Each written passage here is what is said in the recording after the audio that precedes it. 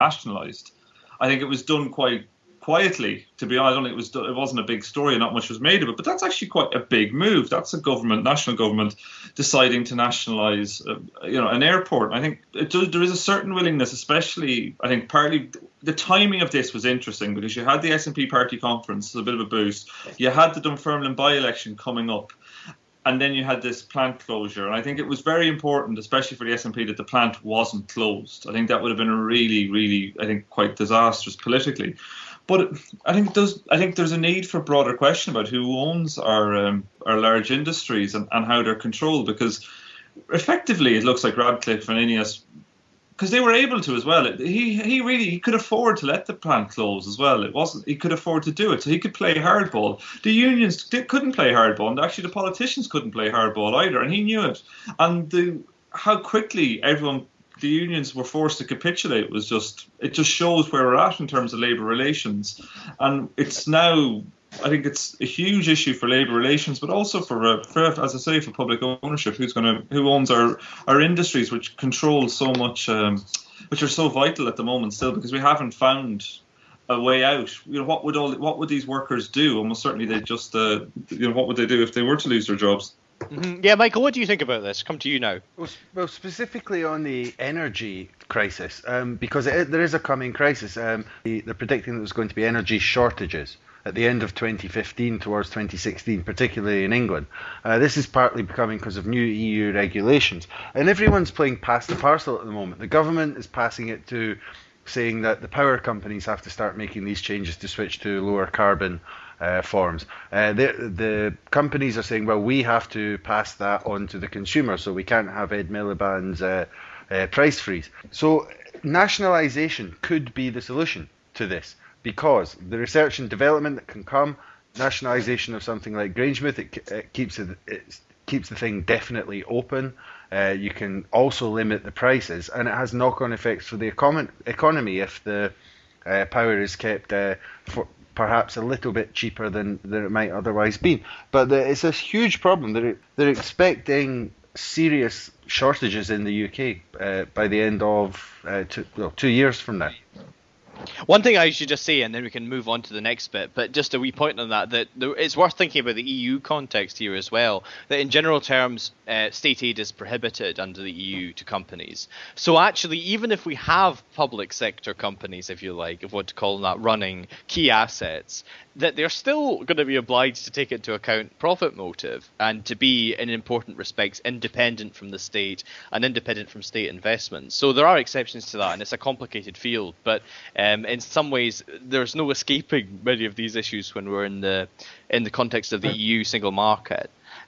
Just on that, I mean, that's a legitimate point, Andrew, but Rob McAlpine was pointing out in his piece for the Daily Record today that some of the most competitive economies and companies are those with high levels of worker control and influence in Germany and in Scandinavia. There's absolutely no reason why you can't have a corporatist approach, which is also a very competitive and effective one.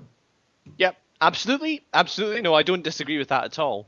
Okay, we can move on to our next topic, which is a wee bit more abstract. So that's probably more within our frame of reference, as four rather abstract gentlemen as we are. Which is a question about language. Language is terribly important. Politics in the English language is probably one of Michael's favourite essays, I'd have thought. Michael, what have you been noticing in terms of language? You're particularly adept in this field, so give us both barrels. Well, if you're talking about politics in the English language by George Orwell, I haven't unnoticed. They killed me for that one. Check the footnotes. Right, okay. I haven't unnoticed that there's some strange words being used in the debate, and I don't think any of the terms that we're using quite cut it exactly. In order to be sort of scary, the No campaign have often used separation. Independence has obviously been the most commonly used term, but then there's also this idea creeping in of constitutional change, I hear quite often. For me, that doesn't quite cut it, because what's happening here is more than constitutional change.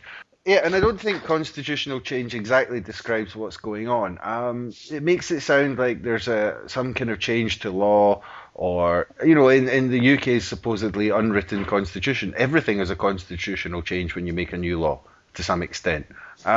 It doesn't quite have the gravity that what's going on has. Is there a danger? Other terms that could be used. Freedom is very emotional. It all sounds very Braveheart, although I loathe to mention that. Liberty. Is there a term that you would prefer? I mean, out of those, independence seems to me the fairest one to use. But again, there's more to it than just simple independence, because there are certain things that wouldn't be independent. We would be with Europe. There would be the Sterling zone as well. I mean, we need to have a term that describes exactly what's going on. If you think about it in a scientific term, the first thing you have to do to work out a problem is define what the problem is. Are we actually defining what this debate actually is with the terms that we're currently using? I think I'll go to Andrew there. What do you think? Yeah, well, I think you're being awfully modernistic, and we were all terribly postmodern, that we kind of construct these terms and use these terms often in very politically charged ways. I don't think there is a neutral way of describing the Scottish independence argument. I think we can usefully analyze the language people use, what the kind of terms people use play on. So, for example, separation is clearly a pejorative construction, though some people are attempting to use separation from bad things as a kind of positive reason to be independent. Some people are kind of trying to, open inverted commas, reclaim that kind of concept and sort of invoking the classic identity politics of sort of American anti-racist struggle and that kind of thing. So I don't really think there's a kind of Archimedean position for us to adopt accurately to describe what the situation is. I think it is more interesting to ask, well, how are the terms we use freighted in particular ways? How do they guide the political argument down one angle or another? I think you see this in lots of different ways. For example, when we're talking about, I mentioned it earlier, the Royal Mail privatisation, investment is how we describe loans in the private sector. We describe that as debt in the public sector. It's clear that the two different framings take the political argument in quite different directions. I think this is an endemic feature of political debate, language being used as a weapon, not simply as a description, but an attempt to dragoon people into your particular framing of policy problems. That's certainly my interpretation on it. My favourite framing, to give you mine, is I see Scottish independence as a mode towards increasing our responsibility, which is another usually rather right-wing term that people would use, responsibility. But I think it's responsibility for our own problems and addressing those problems and finding solutions. That's my favourite way of framing it. I may come to one of our other guests there. Who wants to come in first? Jamie, Peter? Do you have a preference? Go to Peter first. Do I have a preference for? Well, you don't have to. I was just giving you my favourite way of framing it. But in terms of Michael's point about language, have you noticed any sort of wrinkles or? I think we have a difficulty with the whole thing, as you say, whether it's separation with all its connotations of divorce, words like divorce. And also I think there's what does independence mean? What does it mean to be an independent? Like, to be an independent state in 2020 is different to be an independent state in 1920. Which I thought was actually on a segue. I thought was one of the most interesting bits of the SNP party conference was Andrew Wilson's speech on that. Or he did for the first time. I don't hear it too often. Is what does independence mean in the 21st century? I think that's an interesting point. I do. Sorry, Peter. What did he say? Out of curiosity, he kind of hinted towards the limitations of the nation state in the 21st century, or where the role of the nation state, but within larger supranational organisations. And I think that's very much. I think that's something that, in the debate, we don't probably pay as much attention to, though. I think we could well do with thinking about it. What does it mean to be independent? And I don't think that's fair, actually. Sorry to interrupt, but I don't think that's fair. I think the SNP has quite a sophisticated understanding of what independence is in the 21st century. The shift towards Europe in the late 1980s, the sort of wholehearted embrace of the European Union and the European project, suggested that the SNP understood that there were necessary limitations to the powers of the nation state, and those limitations were perhaps becoming more severe. But also, Salmon's talked about these 5 unions that he wants Scotland to remain a part of after it leaves the UK, and the active union is dissolved. So I think the SNP understands that debate better than, in some respects, the unionists, who tend to say, completely obliviously, tend to argue that independence is a misnomer in the 21st century, which concedes, above all, the forces of global capitalism are going to have put an end to any hopes of a more redistributive or socially just future. Well, I think it is. I think, but from a discursive, and I think as Michael is touching on, the discursive language of it. But interestingly, the language of it does betray the complexity that goes beyond the debate of just is it yes or is it no, or is Scotland independent or is Scotland not independent in 2014. And I think the discursive tensions around words like independence, words like constitutional change, words like separation, divorce, etc. I actually think is quite interesting because it does highlight just, in some ways, what a kind of a, not the uncertainty factor of it, but just that it's more than just changing a constitution, but at the same time it's different to saying creating a completely separate state, and that, as Jamie mentioned, talk about these 5 unions. And I think the language does actually betray the complexity of the issues beyond just a simple yes or no question. In that respect, I think political scientists will have a field day with it for many years to come. Well, that's a good reason to do it. I'm sure we all sympathise with keeping political scientists in work. Well, I think there's plenty going to be kept in work by what's happening. Can I just say, Andrew, you got it absolutely right there. I'm no fan of postmodernism whatsoever. What you said before. I just thought a winning phrase. I'm not necessarily sure if it's the most accurate phrase of what's happening, but then again, it might be, and it could be a winning phrase in terms of winning the referendum. Instead of independence, separation, freedom, liberty, liberation from Westminster. That is just. I think that's just wildly inappropriate language. I think it's funny.